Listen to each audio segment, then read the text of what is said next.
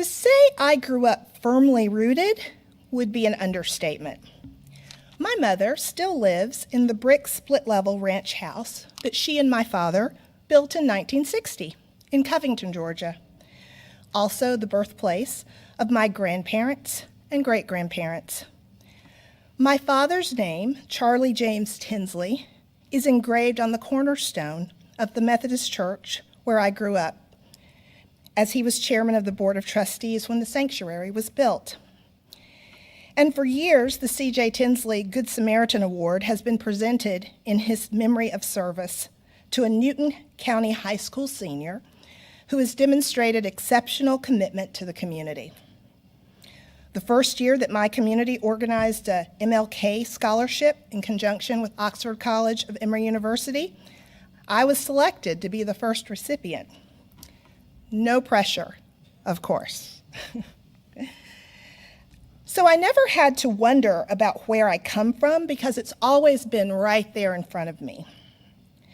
My life has been both a struggle to overcome society's exceptionally low expectations of my potential and capabilities as an African American girl and woman, but also to live up to my own community's exceptionally high expectations of me as the daughter of two people who were respected for being pillars in their community. The cultural inheritance I received from the community of my childhood was rich, yet my own life journey broadened my sense of who belonged to my community.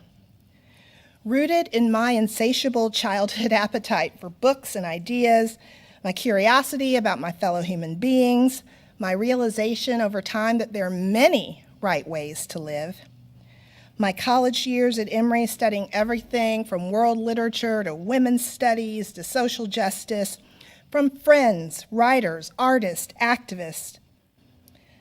The vision of what I mean when I say the words, my people, has evolved so that it no longer is just people who look like me or who grew up with me or people who knew my parents as children. When I say my people, it includes the people who share a passion for equality and justice, a thirst for ideas, a commitment to diversity and equity, a respect for all spiritual paths. My people have become the people who help me believe that the world can be changed. My people means you. After Jeep Hook and I got married, and after the birth of our daughter, Sophia Joy, my search for broader community took on a greater sense of urgency. Who would be there to help us teach our daughter about the things she should know about living a joyful and meaningful life? Where would we find a larger community to anchor our family throughout the joys and challenges of our lives? We both have wonderful families, but where would we find our village? I grew up in one, and I wanted my daughter to have the same thing. What initially brought us here was the unexpected sudden death of Jeep's mother and my beloved mother-in-law, Kathy.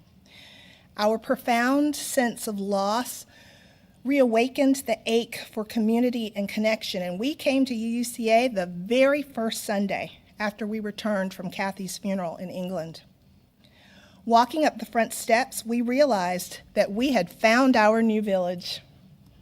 Everything from the boisterous children on the playground to the bustling, happy coffee hour reminded me of all the good things I grew up with in my church community. But the books on subjects such as raising free thinkers, the spiritually and intellectually challenging sermons, the social justice activities, the welcome presence of all kinds of families suggested that UCA had the potential to become the community of my dreams. As the saying goes, it takes a village to raise a child, but I have learned over the years that in addition to raising a child, it takes a village to maintain one's sanity. It takes a village to help you Get going and keep going when things are tough. It takes a village to celebrate with you, to mourn with you, to keep watch with you. It takes a village to really help you feel a sense of connection and belonging. It takes a village to help you keep believing that we can help change this world, that we can end systemic racism, sexism, heterosexism, classism, and all the other isms that devalue and reduce human beings, and that deem some individuals to be less worthy than others.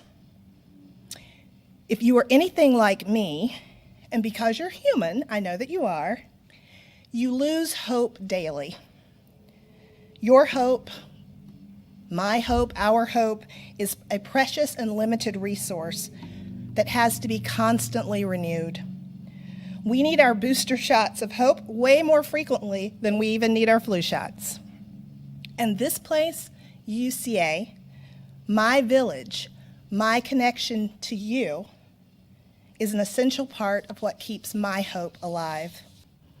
In the words of one of my favorite writers, Alice Walker, to the extent that it is possible, you must live in the world today as you wish everyone to live in the world to come.